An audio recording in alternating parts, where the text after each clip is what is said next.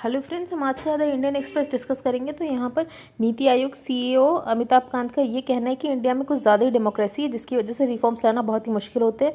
तो बेसिकली उन्होंने farmers protest के लिए कहा था कि एग्रीकल्चर में जो रिफॉर्म्स लाए गए उसके बाद फार्मर्स बहुत ज़्यादा प्रोटेस्ट कर रहे हैं। तो उनका क्या कहना है, basically NITI Aayog CEO Amitabh Kant said Tuesday tough reforms are very difficult in the Indian context as we are too much of a democracy. तो गवर्नमेंट ने कुछ करेज और डिटर्मिनेशन दिखाया कुछ रिफॉर्म्स लाने के लिए क्रॉस माइनिंग, कोल, लेबर, एग्रीकल्चर पर। हम देख रहे हैं बहुत ज़्यादा प्रोटेस्ट हो रहा है, एग्रीकल्चर प्रोटेस्ट बहुत ज़्यादा हो रहा है फार्मर्स के द्वारा। और इसके अलावा अमिताभ कांत का ये भी कहना है लेजिस्लेशंस जो ऑल्टरनेटिव्स प्रोवाइड करते हैं फार्मर्स को कि अपनी क्रॉप्स कहीं भी बेच सकते हैं। तो ये बहुत अच्छी बात है कि उनको और भी जगह बेचने की जगह मिल रही है, ऐसा इनका कहना है। और एमएसपी तो वैसे भी नहीं हट रहा, एमएसपी तो है ही, ऐसा तो गवर्नमेंट बहुत बार कह चुकी है। Kant said these reforms need to be implemented and more are needed in logistics and more power sectors. उनका ये कहना है कि इन रिफॉर्म्स की बहुत ज़्यादा ज़रूरत है। इसके अलावा लॉजिस्टिक्स और पावर सेक्टर्स, मतलब बेसिकली एनर्जी सेक्टर्स में भी बहुत सारे रिफॉर्म्स की ज़रूरत है इंडिया को मैन्युफैक्चरिंग पावर हाउस बनाने के लिए, अगर हम चाइना से कॉम्पीट करना चाहते हैं। इसके अलावा और भी उन्होंने बेसिकली बातें कही, वो हम नेक्स्ट पेज पर देखेंगे। अब वैक्सीन के शॉट्स किसे किसे दिए जा रहे हैं, क्या क्या डिसाइड किया गया, ये हम देख लेते हैं। 1 करोड़ हेल्थ केयर वर्कर्स, उसके बाद 2 crore frontline workers including the police and armed forces, उनको दिया जाएगा। उसके बाद 27 करोड़ पीपल जो कि above the age of 50 years है और जो 50 साल से नीचे है पर उनको कोमॉर्बिडिटीज है, मतलब उसके अलावा बहुत सारी बीमारी उनको, फॉर एग्जाम्पल डायबिटीज़ है और कोविड-19 भी उनको होने की आशंका, मतलब जिसको और भी कोई बीमारी, उसको कोमॉर्बिडिटीज बोलते हैं। तो पहले इन तीनों ग्रुप्स को वैक्सीनेट करने की कोशिश की जाएगी। तो उस प्रायोरिटी पर डिपेंड करेगा कि कितनी वैक्सीन अवेलेबल है। तो अभी प्राइम मिनिस्टर का ये कहना है कि 5G में हमें जल्दी रोल आउट करना चाहिए to empower million of Indians. और उन्होंने बोला जो कोविड-19 वैक्सीनेशन ड्राइव होगी वो with the help of mobile technology होगी। तो अभी गवर्नमेंट ने 5G स्पेक्ट्रम के लिए जो प्राइस रखा है, रिजर्व प्राइस, वो रखा है 5.22 लाख करोड़। तो बेसिकली ये है कि इस प्राइस से कम पे तो गवर्नमेंट नहीं देगी 5G का स्पेक्ट्रम। तो rupees 5.22 lakh crore auction reserve price है ड्रॉन। अब ये इससे शार्प रिएक्शन आया, क्रिटिसिज्म आया एयरटेल और वोडाफोन के लिए। इनका बेसिकली ये कहना है कि उन्होंने इतना ज़्यादा प्राइस रखा है तो हम तो वैसे भी बाहर हो जाएंगे क्योंकि हमारे पास तो इतना पैसा है ही नहीं। और इसके अलावा इनके पास AGR ड्यूज भी इनके बहुत ज़्यादा है। आपको AGR पता होगा कि अभी इस पर बहुत ज़्यादा कॉन्ट्रोवर्सी भी चली थी सुप्रीम कोर्ट में, एडजस्टेड ग्रॉस रेवेन्यू। तो इस पर ये अब बेसिकली इनका ये कहना है तो जियो ही ले जाएगी क्योंकि उसके पास ही इतना पैसा है कि वो 5.22 लाख करोड़ देके स्पेक्ट्रम ले पाएगी। आंध्र प्रदेश में एक कोई मिस्ट्री इलनेस हो गई है, तो ये लोगों के ब्लड सैंपल्स में निकल और लेड मिला है, पर अभी ये पता नहीं बेसिकली डिजीज कौन सी, जब इसके बारे में पता चलेगा तो हम न्यूज़पेपर में पढ़ लेंगे। अब नेक्स्ट पेज पर चलते हैं। यहाँ पर बेसिकली ये कहना था अमिताभ कांत का कि उसके अलावा हमें बहुत सारे रिफॉर्म्स करने हैं, कोल, लेबर, एग्रीकल्चर, और ये रिफॉर्म्स बहुत ज़रूरी है। ऐसे प्रोटेस्ट होता रहेगा तो हम कुछ नहीं कर पाएंगे। इसके अलावा उन्होंने बोला है कि मंडीज तो एग्जिस्ट करेंगी, ऐसा गवर्नमेंट कह चुकी है। फार्मर्स को ऑल्टरनेट चॉइसेस मिलेगी अपनी क्रॉप बेचने के लिए। तो ये बहुत अच्छी बात है कि उनको एक जगह नहीं, वो उनके पास अपॉर्चुनिटी होगी, वो कहीं भी जाकर अपना सामान बेच सकते हैं और एमएसपी से ज़्यादा प्राइस भी उन्हें मिल सकता है अगर उनके पास बहुत ज़्यादा ऑप्शंस होंगे इधर उधर बेचने के। अब हम नेक्स्ट न्यूज़ पर चलते हैं। प्राइम मिनिस्टर ऑन 5G, तो मैंने आपको बताया, तो यहाँ पे एक डेटा दिया हुआ है, एक डेटा आप याद रख सकते हैं। इंडिया में लगभग 1 बिलियन फ़ोन यूज़र्स हैं, जिसमें से 750 मिलियन के पास इंटरनेट यूज़र्स हैं, जिसमें से हाफ ऑफ द टोटल, मतलब 750 का आधा मान लीजिए, तो वो पिछले 4 सालों में ऐड हुए हैं। लेकिन उसमें से लगभग 300 मिलियन ऐसे हैं जो अभी भी 2G यूज़ कर रहे हैं। तो वहाँ पर अंबानी को भी बुलाया गया था, तो उनका बेसिकली ये कहना है जो लोग 2G यूज़ कर रहे हैं मोबाइल टेलीफोन सर्विसेज, उनको अपग्रेड करने की ज़रूरत है। उनको हमें गवर्नमेंट को कुछ पॉलिसी में चेंजेस लाने की चाहिए कि वो 3G या 4G में आ पाए, और बाकी 5G वो रोल आउट कर देंगे in the second half of the 2021, ऐसा उनका कहना है। अब नेक्स्ट पेज पर चलते हैं। यहाँ पर ये rape by HIV positive man not attempt to murder. भले ही, मतलब बेसिकली यहाँ पर क्या था, कोई एक HIV पॉजिटिव मैन होगा, उसने रेप किया होगा, तो उस पर अटेम्प्ट टू मर्डर भी लगा दिया था लोअर कोर्ट ने। लेकिन हाई कोर्ट का ये कहना है कि उसे पता भी था कि उसे HIV पॉजिटिव, अगर वो किसी का रेप करेगा तो उसकी भी लाइफ थ्रेटन हो सकती है। लेकिन उसके बाद भी हाई कोर्ट का ये कहना है अगर HIV पॉजिटिव मैन ने रेप किया है तो उसको रेप की सज़ा मिलेगी, अटेम्प्ट टू मर्डर की सज़ा नहीं मिलेगी। अब नेक्स्ट पेज पर चलते हैं। यहाँ पे बेसिकली सब कुछ प्रोटेस्ट के बारे में चल रहा है, जैसा प्रोटेस्ट चल रहा है। In first army chief on visit to UAE Saudi Arabia. तो मिडिल ईस्ट में रिलेशंस इम्प्रूव करने के लिए, कोऑपरेशन बढ़ाने के लिए कुछ चीज़ें हैं जो आप ध्यान में रख सकते हैं। तो अभी क्या हुआ, अभी हमने देखा था हमारे union external affairs minister S Jaishankar trip पे गए थे बहरीन और UAE। इसके बाद अभी जनरल जो है हमारे MM नरवाने, वो गए UAE और सऊदी अरेबिया। तो he is the first Indian army chief to visit the 2 nations in an official capacity. तो हम धीरे धीरे अपनी मिडिल ईस्ट में अच्छी प्रेजेंस बना रहे हैं। Task force to be set up to boost Qatar India investment. तो कतर भी इंडिया में इन्वेस्ट कर रहा है, तो उसके लिए टास्क फोर्स बनाई जा रही है ताकि वो अच्छे से इन्वेस्ट कर सके बहुत सारे सेक्टर्स में। तो किस किस की बात हुई थी, हमारे प्राइम मिनिस्टर की बात हुई थी और उनके अमीर की बात हुई थी इस बारे में। तो they discuss the robust cooperation between both sides in investment flows और फर्दर फैसिलिटेट किया जाए इन्वेस्टमेंट, जो कि कतर इन्वेस्टमेंट अथॉरिटी इंडिया में करने वाली है। तो ये सारी बात हुई थी। इसके अलावा Modi conveyed his felicitations to the Amir for the forthcoming Qatari national day. तो कतर का नेशनल डे होगा। While Al Thani appreciated the enthusiasm with which the Indian community in Qatar participates in the celebration. तो उन्होंने भी India को बधाई दी कि आपकी कम्युनिटी बहुत अच्छे से पार्टिसिपेट कर रही है हमारे नेशनल डे में। अब नेक्स्ट पेज पर चलते हैं। यहाँ पर बेसिकली सुप्रीम कोर्ट ने ये कहा है कि सेंटर किसी भी लैंड को नोटिफाई कर सकती है नेशनल हाईवेज बनाने के लिए। तो इसमें कुछ लोगों का ये कहना था कि यहाँ पे क्लियरेंस नहीं मिली है, ये नहीं मिला, बस सुप्रीम कोर्ट ने बोल दिया कि नो इफ बट, वो जिसको चाहे जो लैंड चाहे ले सकती है नेशनल हाईवेज बनाने के लिए। तो सेंटर सुप्रीम कोर्ट ने ये रूलिंग दी है, the centre is fully competent to notify any land, कोई भी लैंड, जरूरी नहीं कि वहाँ पे कोई एग्जिस्टिंग रोड या हाईवे हो, for acquisition to construct a highway to be a national highway. ठीक है, ऐसा उन्होंने बेसिकली NHAI एक्ट 1956 के बेसिस पे कहा है for acquisition of land. NHAI को लैंड चाहिए था किसके लिए, कंस्ट्रक्शन करना था 8 लेन चेन्नई कृष्णागिरी सलेम नेशनल हाईवे का। तो उसी बेसिस पे ये सब चल रहा था, रूलिंग हो रही थी। हाईवे किस पार्ट के अंदर बिल्ड किया जाएगा, भारतमाला परियोजना फेज 1 प्रोजेक्ट के अंदर ये हाईवे बनाया जा रहा है, Chennai Krishnagiri Salem national highway. Supreme court ने यह भी बोला है कि सेंटर के पास ये पावर है, पार्लियामेंट में पावर है कि वो नेशनल हाईवे किसे बनाना चाहे। Provisions in the constitution unambiguously indicate that the legislative as well as executive power regarding all matters concerning and connected with the highway to be designated as a national highway vests in parliament की parliament के पास power है कि वो किसको national highway designate करना चाहती है। तो लॉज भी इस रिगार्ड में वो ही बनाएगी। तो इस सेम रीजन से जो कंप्लीट एग्जीक्यूटिव पावर है नेशनल हाईवे से रिलेटेड वो यूनियन के पास है। सेंट्रल गवर्नमेंट ने ये भी पॉइंट आउट किया कि union government is free to construct build a new national highway keeping in mind the obligations. देखो पार्ट 4 के अंदर जो कि DPSP उसमें कुछ रिस्पॉन्सिबिलिटी होती है यूनियन की। फॉर एग्जांपल एक सोशल ऑर्डर देना है, लोगों को लाइवलीहुड देना है, मटेरियल रिसोर्सेज देने हैं। तो जब नेशनल हाईवे बनेगा तो वहाँ का इकोनॉमिक डेवलपमेंट होगा, इकोनॉमिक डेवलपमेंट होगा तो लोगों को एम्प्लॉयमेंट मिलेगा, एम्प्लॉयमेंट मिलेगा तो लाइवलीहुड जनरेट होगा। तो as economy as a whole के लिए बहुत बेनिफिट होता है अगर कहीं पर भी नेशनल हाईवे बनता है। तो सुप्रीम कोर्ट का ये भी कहना है कि पार्ट 4 के अंदर कुछ रिस्पॉन्सिबिलिटीज होती हैं यूनियन की और वो उसको निभा रहा है बस ये हाईवे बनाकर। तो ये न्यूज़ थी। अब हम नेक्स्ट पेज पर चलते हैं। यहाँ पर कुछ मुझे खास नहीं लगा UPSC के लिए। यहाँ पर है फील्ड्स ऑफ द फ्यूचर। ये सब बेसिकली वही है जो हम पढ़ चुके हैं। इसमें ये था कि पहले हमें PL 480 के अंदर ग्रेन्स लेने पड़ते थे USA से, हम बिल्कुल सेल्फ सफिशिएंट नहीं थे ग्रेन्स में। फिर उसके बाद क्या हुआ, हमारे ग्रीन रेवोल्यूशन हुआ, हमारे पास बहुत सारे ग्रेन्स आना शुरू हो गए। उसके बैकड्रॉप में फार्मर्स को लगा प्राइस क्रैश हो जाएंगे, इसलिए गवर्नमेंट ने एक सिस्टम डिवाइस किया, किसका, MSP का। उसके बाद MSP से जब गवर्नमेंट प्रोक्योर करती थी MSP, फिर उसको पब्लिक डिस्ट्रीब्यूशन सिस्टम के अंदर लोगों को देती थी। आपको पता होगा राशन कार्ड के बेसिस पे लोगों को दिया जाता है grain to fix quantum at control prices. ठीक है, to feed the PDS potential surplus. तो इसके लिए ज़्यादातर कहाँ से प्रोक्योर किया जाता था फूड PDS के लिए, तो मेनली ये होता था पंजाब और हरियाणा से। 80 से 90% तक का जो प्रोक्योरमेंट होता है वो पंजाब हरियाणा से ही होता है। इसके अलावा जो पंजाब हरियाणा की वहाँ की सरकारें तो उन्होंने क्या दिया, high yield variety of seeds. इसके अलावा उनको ट्यूबवेल्स दिए जाते थे, फर्टिलाइजर्स दिया जाता था, उन सब पे सब्सिडीज दी जाती थी ताकि प्रोडक्शन अच्छा हो और हमारा कंट्री सेल्फ सफिशिएंट हो जाए।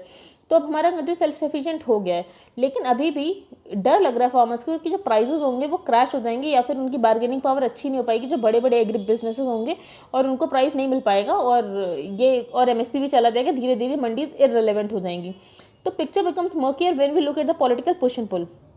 सेंट्रल गवर्नमेंट बोल रही है कि ये फार्मर्स के लिए बहुत अच्छा है, तो फार्मर्स कहीं भी बेच सकते हैं जो भी उनको हायर प्राइस दे। पर ऑथर का ये कहना है कि हायर प्राइस तो मिल ही नहीं पाएंगे, क्योंकि क्या होगा कि जो वीट होता है वो हमारे यहाँ बहुत ज़्यादा उसकी सप्लाई है एज कम्पेयर टू डिमांड। तो हमारी सप्लाई बहुत ज़्यादा है तो डिमांड बहुत कम है, तो प्राइस तो ऊपर जा ही नहीं पाएंगे, प्राइस हमेशा नीचे ही रहेंगे अगर हमने मार्केट फोर्सेस के ऊपर छोड़ दिया डिटरमाइन करने के लिए। Currently, the so-called support price is politically influenced. The central government needs to be seen as the agency that will ensure stable and remunerative MSP for rice, wheat, as for the prices of the superior variants along with the alternate crops. तो author का basically ये कहना है कि MSP नहीं हटाना चाहिए वरना प्राइसेस क्रैश हो जाएंगे और फार्मर्स ने जो मेहनत की उनको नहीं मिल पाएगा। ये आर्टिकल बेसिकली इस बारे में था कि अभी हमने देखा था कि जो हैदराबाद में म्यूनिसिपल के इलेक्शंस चल रहे थे तो वो लोकल इश्यूज पर नहीं लड़े जा रहे थे।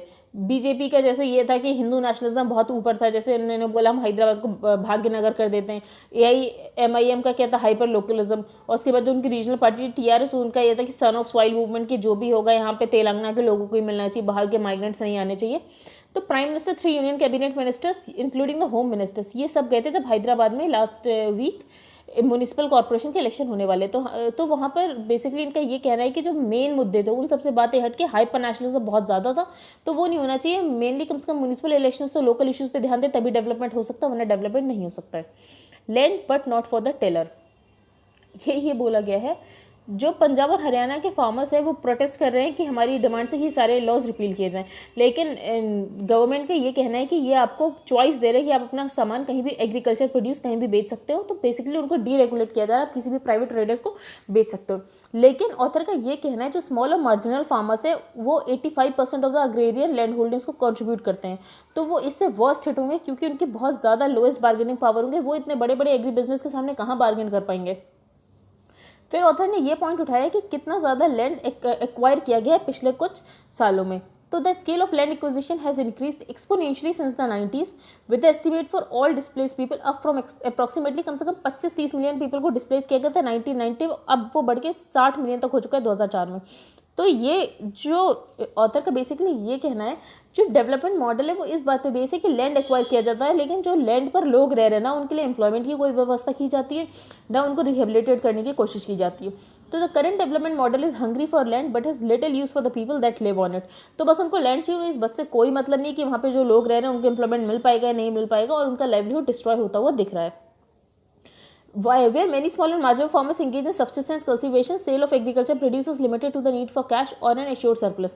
तो हम देख रहे हैं जो हमारे स्मॉल और मार्जिनल फार्मर्स हैं वो सब्सिस्टेंस कल्टीवेशन होता है, उनके पास कोई सरप्लस तो होता नहीं है, ठीक है, तो उनका एग्रीकल्चर प्रोड्यूस लिमिटेड होता है, बस उनसे जो थोड़ा बहुत उनका एश्योर्ड सरप्लस मिल जाए, उसके बाद भी अगर आप उनका लैंड ले लोगे उनको कुछ दोगे नहीं तो वो अपना कैसे जीवन का गुजारा करेंगे, लाइवलीहुड कैसे अटेन करेंगे। फिर इसके अलावा ऑथर ने ये बोला है कि टोटल एस्टिमेट जो लैंड एक्वायर किया गया बिटवीन 1947 से 2004 उसमें more than half forest land है, ये तो कॉमन प्रॉपर्टी होल्डिंग से पहले गवर्नमेंट बोलती है गवर्नमेंट प्रॉपर्टी, उसके बाद धीरे धीरे गवर्नमेंट बिना लोकल रेसिडेंट्स के कंसेंसस के उसे ले लेती है। Land marked of a village common land और grazing land is often declared as government land and appropriated without the consent of local residents. तो ऑथर ने बोला अगर हम इस डेवलपमेंट मॉडल पर चलते गए तो ये जो हमारे थ्राइविंग अग्रेरियन सेक्टर्स है वो बहुत ही ज़्यादा खराब हो जाएगा, उसके लिए एक डेथ नेल की तरह काम करेगा, क्योंकि विदाउट लैंड ना ही फील्ड होगी ना ही फार्मर होगे। जॉबलेस ग्रोथ के लिए तो वैसे भी ये बोला जाता है कि इंडिया में जॉबलेस ग्रोथ हो रहा है, तो वो और ज़्यादा बढ़ जाएगा क्योंकि कैपिटल की ग्रोइंग नीड लैंड है ना कि लोग हैं। तो इससे क्या होगा, लोग डेवलपमेंट के प्रोसेस से बाहर चलते चले जाएंगे, आउट ऑफ द सिस्टम हो जाएंगे, उनके पास कोई इंप्लॉयमेंट अपॉर्चुनिटीज़ नहीं रहेंगी, ना ही उनके रिक्वायरमेंट की कोई लेबर रहेगी, ना ही उनकी लेबर की कोई रिक्वायरमेंट रहेगी और ना ही उनके पास कोई प्लेस होगा सेटल होना। तो ऑथर का बेसिकली यही कहना है किसी भी हेल्थी अग्रेरियन सेक्टर्स के लिए स्टेट को नहीं भूलना चाहिए कि कल्टीवेटर की पोजीशन उसको प्रोटेक्ट करना चाहिए। As long as land acquisition continues at this current pace there is little chance of that happening. पर ऑथर ने बोला जैसे लैंड एक्विजिशन चल रहा है अगर वैसे ही चल रहा हो तो ऐसा शायद ही हो पाए कि जो कल्टीवेटर की पोजीशन उसका ध्यान रखा जाए। अब हम नेक्स्ट पेज पर चलते हैं, ये एक्सप्लेन सीरीज है। तो ये आर्टिकल बेसिकली इसी के लिए था कि इंडिया में इमरजेंसी यूज ऑथराइजेशन के क्या प्रोविजंस है। तो 3 वैक्सीन है जिन्होंने अप्लाई किया है CDSCO के लिए, इमरजेंसी यूज ऑथराइजेशन के लिए, जो कि इंडिया का रेगुलेटर है CDSCO। तो अब हम उसके बारे में देखते हैं। तो अभी इन तीनों वैक्सीन में से किसी ने भी फेज 3 ट्रायल्स कंडक्ट करके नहीं, अभी उसका रिजल्ट किसी ने जनरेट नहीं किया है, जो कि मैंडेटरी रिक्वायरमेंट होगा, आपको नॉर्मल प्रोसेस ऑफ अप्रूवल के थ्रू जाना है, लेकिन ये तो इमरजेंसी यूज ऑथराइजेशन के लिए जा रहे हैं। तो क्लिनिकल ट्रायल्स न्यू ड्रग्स और वैक्सीन 2019 में हमने नए रूल्स बनाए थे, new drugs and clinical trial rules 2019। तो उसमें कहीं इमरजेंसी यूज ऑथराइजेशन का नाम नहीं है, ये टर्म बेसिकली यूएस में यूज किया जाता है रेगुलेटरी एजेंसीज के द्वारा अगर उनको किसी को इमरजेंसी यूज ऑथराइजेशन देना होता है, और ये भी एपिडेमिक के टाइम में बहुत ही पॉपुलर हो गया था। पर इसका ये मतलब नहीं कि इंडिया में कोई रेगुलेटरी सिस्टम ही नहीं है। अभी 2019 के रूल्स बनाए गए उसमें है एक्सिलरेटेड अप्रूवल प्रोसेस। तो अमेरिका में जो इमरजेंसी यूज ऑथराइजेशन है, इंडिया में बेसिकली उसे बोलते हैं एक्सिलरेटेड अप्रूवल प्रोसेस, जो कि सेवरल सिचुएशंस में दिया जा सकता है। For example current pandemic, in such situation there is a provision for granting approval. इसमें किसी भी अब ड्रग को अप्रूवल दिया जा सकता है अगर उसकी बहुत ज़्यादा ज़रूरत है, भले ही उसने नॉर्मल प्रोसेस से रिजल्ट्स नहीं जनरेट किए हो, तो फेज 1 और फेज 2 के बेसिस पर रिजल्ट पे उनको अप्रूवल दिया जा सकता है। एक्सिलरेटेड अप्रूवल उसके लिए भी दिया जा सकता है किसी न्यू ड्रग के लिए जो कि बहुत इंपॉर्टेंट है, ट्रीटमेंट ऑफ ए सीरियस और लाइफ थ्रेटनिंग कंडीशन। ऑथर ने बोला है कि अगर बेसिकली यहाँ पर ट्रायल्स नहीं कंडक्ट किए गए, फॉर एग्जांपल फाइजर ने यहाँ पे ट्रायल्स नहीं कंडक्ट किए गए, तो क्या उसके लिए इमरजेंसी यूज ऑथराइजेशन या तो फिर एक्सिलरेटेड अप्रूवल दिया जा सकता है। तो 2000 rules do not say anything about specific about whether data from a trial conducted in other country can be considered while assessing an application. तो 2019 के रूल्स के बारे में इस पर कुछ नहीं कहा गया, तो बेसिकली हेल्थ अथॉरिटीज पर डिपेंड करता है कि वो क्या डिसाइड करते हैं इस बारे में कि फाइजर को अप्रूवल देना है या नहीं देना है।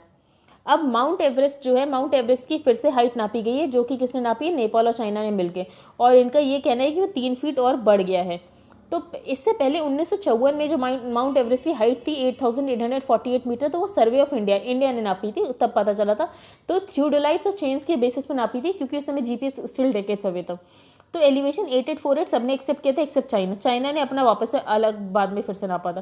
फिर उसके बाद एक थर्ड एस्टिमेट लिया गया था इवन हायर, जो कि यूएस की टीम में लिया था, तो वो 8,850 मीटर यूएस का कहना था, लेकिन सर्वे स्पॉन्सर किया था नेशनल ज्योग्राफिकल सोसाइटी, और लेकिन उसके बाद भी पूरा वर्ल्ड क्या नापता था 8,848 यही मानता था और रेफरेंस में इसी को यूज़ करता था।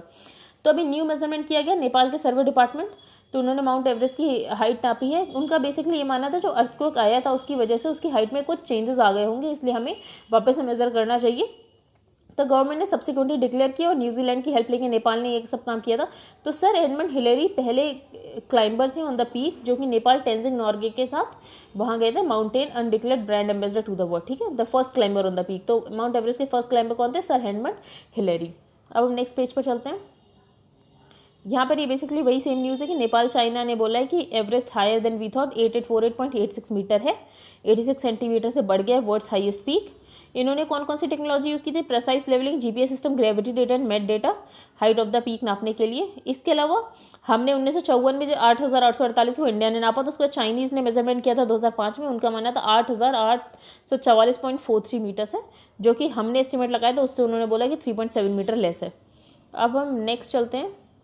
यहाँ पे न्यूजीलैंड में last year Christ church attack हुआ था, तो उस पर कुछ ऐसे प्रोब चल रही होगी, तो वहाँ पर ये पता चला है जो न्यूजीलैंड की सिक्योरिटी एजेंसी से वो ज़्यादा फोकस्ड इस पे थे इस्लामिस्ट टेररिज्म पे, तो उन्होंने सोचा ही नहीं कि वाइट सुप्रीमेसिस्ट टाइप का भी कुछ अटैक हो सकता है, इसलिए उनका ध्यान सारा इस्लामिस्ट टेररिज्म पर था।